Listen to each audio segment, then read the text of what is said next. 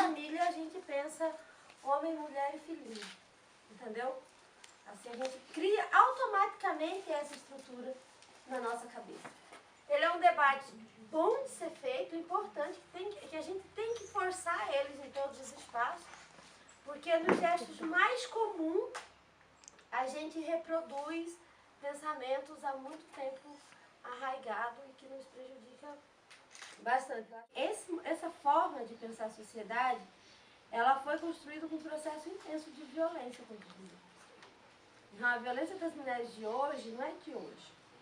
A violência contra as mulheres, ela vai ser a base de constituição de uma sociedade de propriedade privada.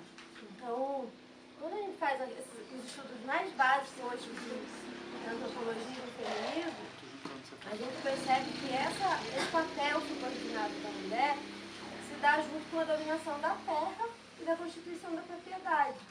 Ao ter propriedade, se tem que ter o controle dos filhos. Para ter o controle dos filhos, tem que ter o controle do corpo da mulher.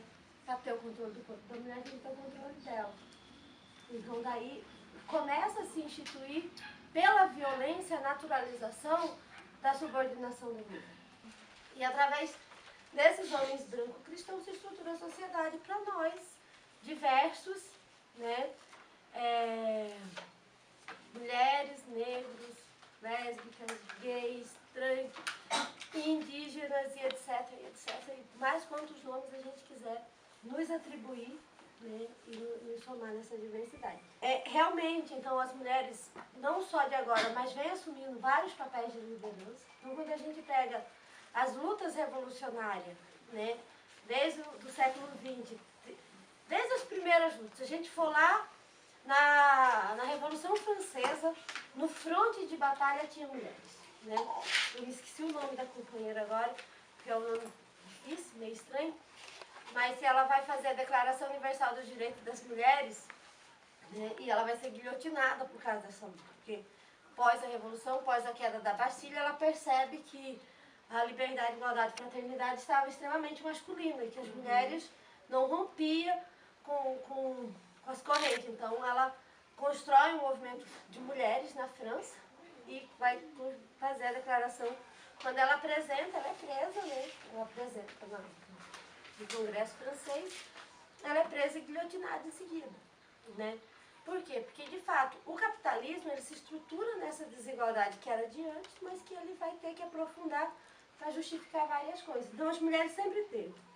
Mas aí vem outra coisa importante. Quando você olha, é sempre um homem referendado. Sabe? Quando você pega a referência no sindicato, te passa o nome de um homem, o telefone de um homem. Quando você chega na comunidade, quem faz o trabalho é as mulheres.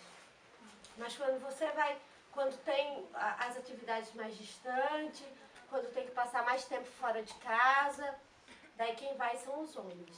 Porque tem os filhos, porque tem os porcos, tem as galinhas, que é o espaço da sobrevivência e que daí é a responsabilidade da mulher. A terra e a casa para o homem é propriedade e para a mulher é sobrevivência. Então, por isso elas acabam caindo sempre nas lideranças do movimento social por moradia, porque a mulher ela não precisa da casa só como a propriedade, ela precisa da casa para criar os filhos, para cuidar da alimentação da família, para fazer realmente a sobrevivência daquela família, porque esse é o papel que a mulher recebe, né, desde o início da vida. Não existe instinto.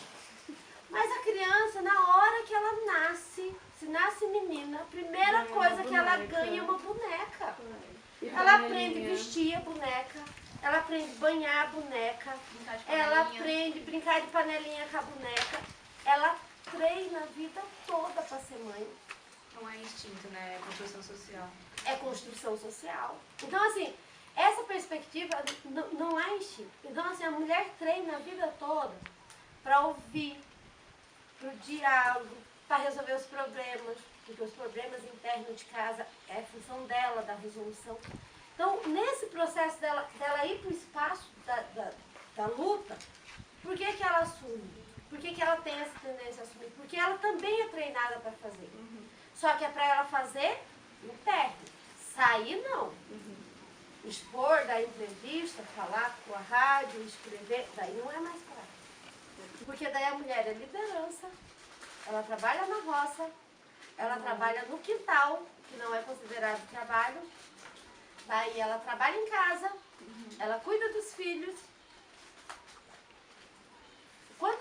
e ela ainda tem a vida sexual. Porque para muitas mulheres no campo, o sexo é mais um trabalho. Eu tenho que fazer sexo com meu marido porque é minha obrigação de esposa. Isso é fato atual, não estou falando do passado.